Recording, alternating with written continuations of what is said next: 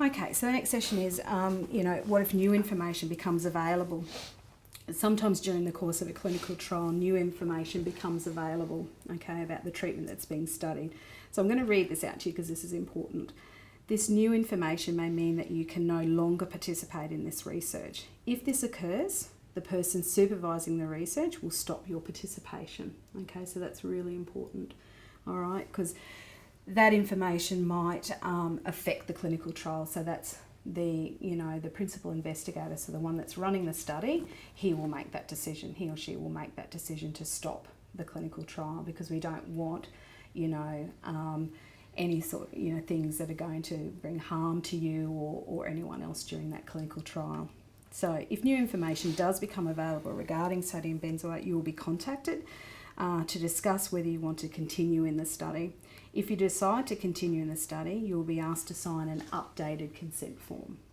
Okay, so we need to, ensure that you're happy to continue even with that information, or if you're not, then that's okay. You can terminate at that point.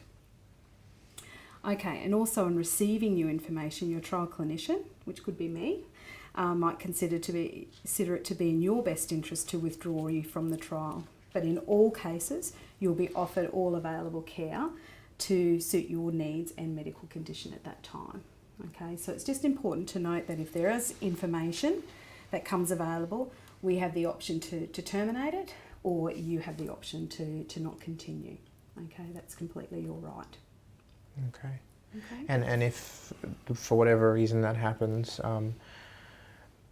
like how long is it? Like a straight away thing? Yeah, absolutely. So it could be like if they want to stop the study, then and there, then that's when it'll happen. It'll be, say, on a Monday. If they get that new information, they feel that we need to stop this. And it could be that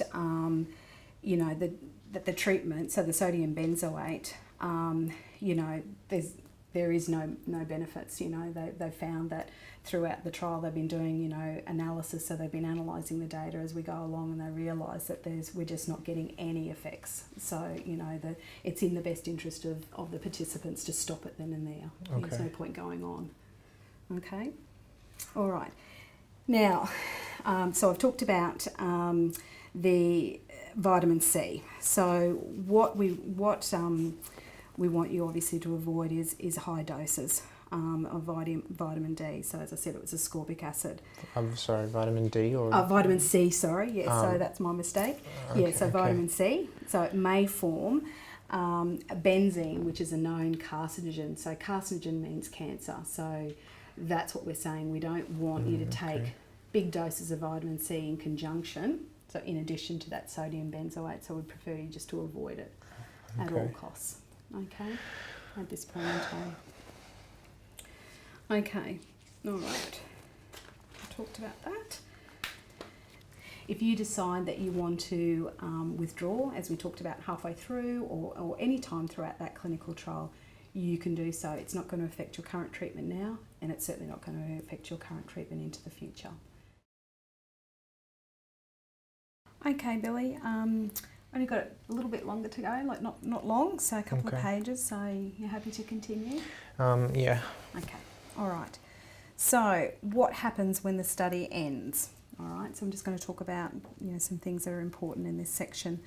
So once the study is completed, the results will be grouped together, okay? And comparisons will be made between the sodium benzoate and the placebo groups. These comparisons will be based on averages of each group, and the results will not be able to identify any individual person. Okay, so it's completely confidential. All right, so we just use the data that's collected, and it's done on a comparison, okay, between both groups, the active group and the placebo group. Okay.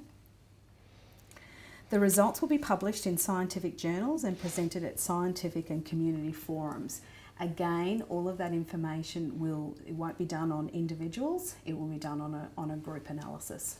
Okay, so completely confidential in terms of that. So you will be provided a summary of these results, including notification of which group you participated in. So as I said to you earlier, you'll know whether you're in the active group or whether you're in the placebo group. Okay. It is important to note that notification of which group you took part in, and I know I alluded to that, but I'll explain it to you again, that you can't know that information until everybody's been through the clinical trial. Okay. Okay?